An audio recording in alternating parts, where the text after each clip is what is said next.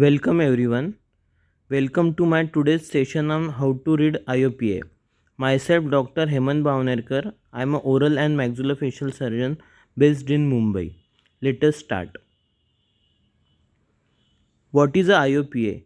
IOPA is an intraoral periapical radiographs we do take in our dental clinic.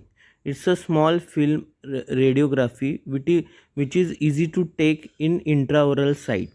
It is basically for diagnosis purpose of dental pathologies, dental anomalies.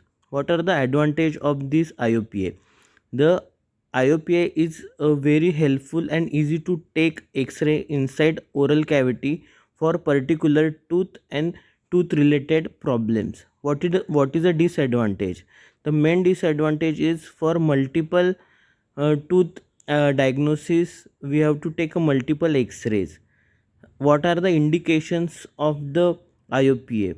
The main indication for the we use IOPA for the root canal treatment, multiple settings of root canal treatment, the diagnosis of caries, hidden caries of the tooth, then periapical pathology associated with tooth and other abnormalities. Let us start. Let us see in detail everything. We are going to learn today anatomical landmark of the IOPA and how to read IOPA. For the identification and for diagnosis of the IOPA, we should know normal things first. Then only we can able to diagnose a non-abnormal thing or a pathologic thing or a bad thing in a IOPA. What are the main points? We should know tooth anatomy first, then the supporting structure around the tooth and the anatomical landmark of IOPA. Then only we can able to diagnose a good X-ray of IOPA. For tooth anatomy, we generally see a white part and the black part on the IOPA. For the students, new learning students, the radio opaque and the radiolucent two terms are generally used for the reading of IOPA or the interpretation of the IOPA. What are the radio opaque structure? The radio opaque structure which are seen on IOPA in white color, and what are the radiolucent structure which are seen in black color. On this IOPA we can able to see a radio opaque enamel structure, dentin structure, but the black color pulp is radiolucent, right? These are the main structure we can able to see for the tooth for in the IOPA. The radiographic features of the tooth we are going to see in next subsequent slides are following. The radiopaque structures are enamel, dentin, cementum, lamina dura, alveolar crest and alveolar brome. These are the white structure we are going to see in IOPA. And what are the radiolucent or the black structures? The pulp, periodontal ligament space, bone marrow space and nutrient canals.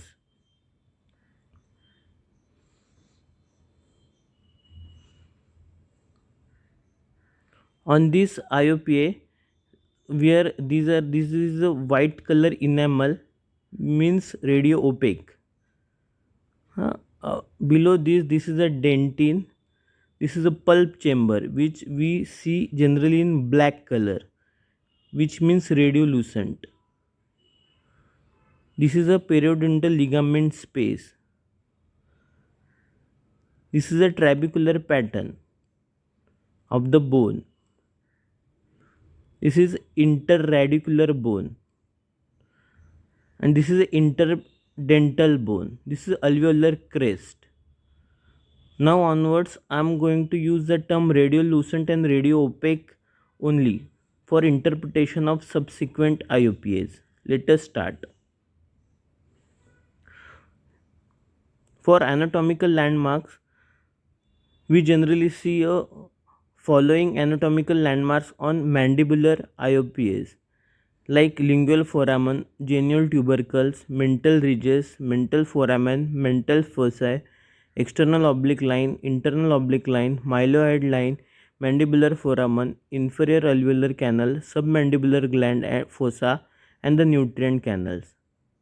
For maxilla, following anatomical landmark we generally see on IOPA: median palatine suture, nasal fossa, nasal septum, anterior nasal spine, incisive foramen, lateral fossa, maxillary sinus, malar bone, maxillary tuberosity, hamular process, and nasolacrimal duct.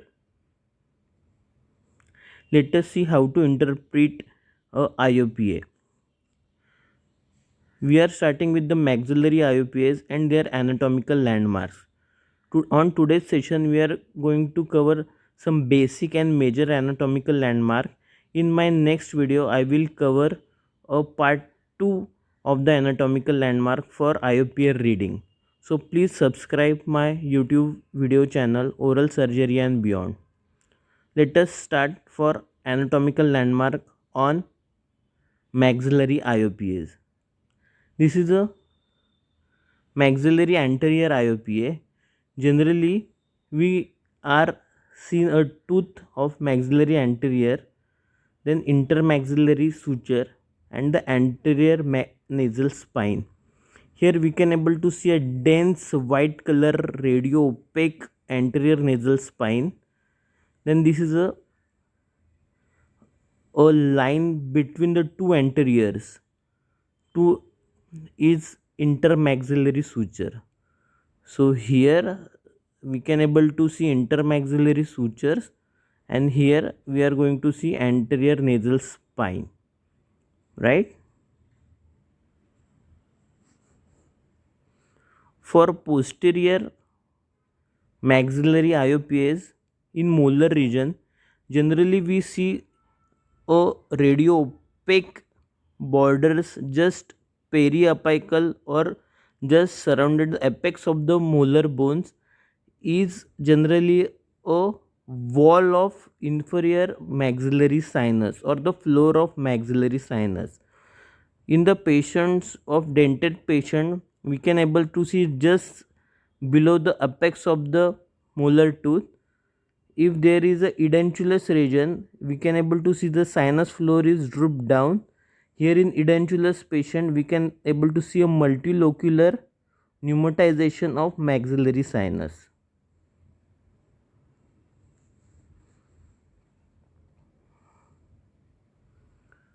Now next anatomical landmark is a zygomatic process of maxilla.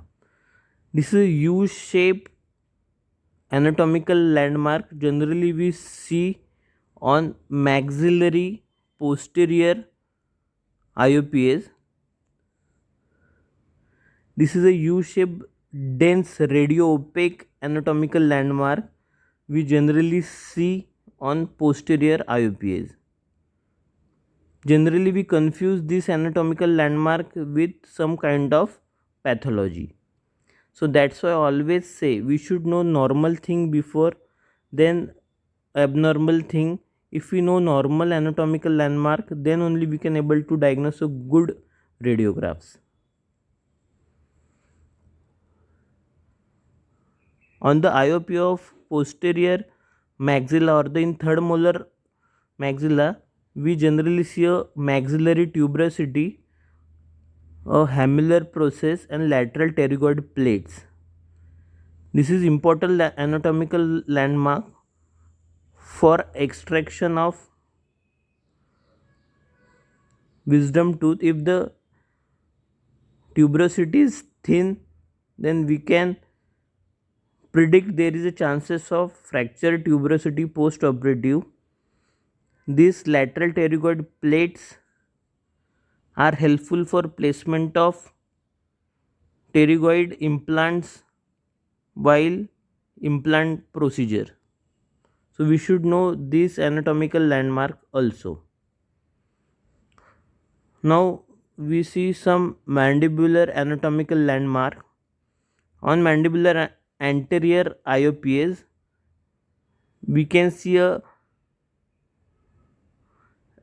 small black color hole just below the anterior mandibles, which is a lingual foramen, and just surrounded by a radio opaque structure is a genial tubercle.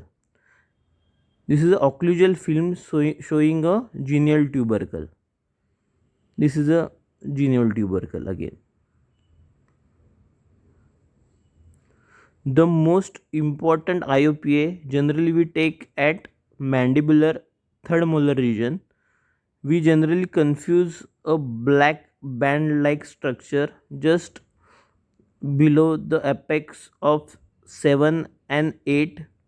It is the inferior alveolar canal bundle. So it's very helpful to predict a post-operative paresthesia. If it's overlapping, so we can tell patient prior there is a chances of paresthesia post-operatively. Generally, on mandibular IOPAs, we are able to see a good cancellous bone or trabecular pattern. So we should know this trabecular pattern also. So we should not confuse between the infectious bone pattern and the normal bone pattern.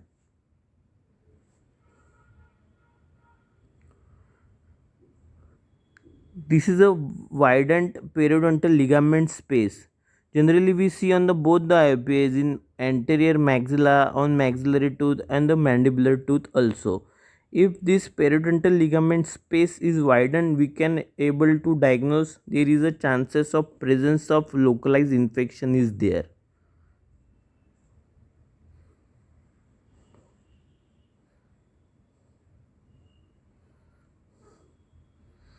On this IOPA, we can able to see a radiolucent root canals and the apical foramen also. This is very helpful for root canal procedures. Also, the alveolar crest or the alveolar bone crest we can able to see on IOPA. It is helpful for diagnosis of periodontitis. Then this is a lamina dura. What is a lamina dura? Lamina dura is a thick radio opaque border surrounding the tooth roots. This is very important structure we should know for identification of pathology associated bone on the radiograph.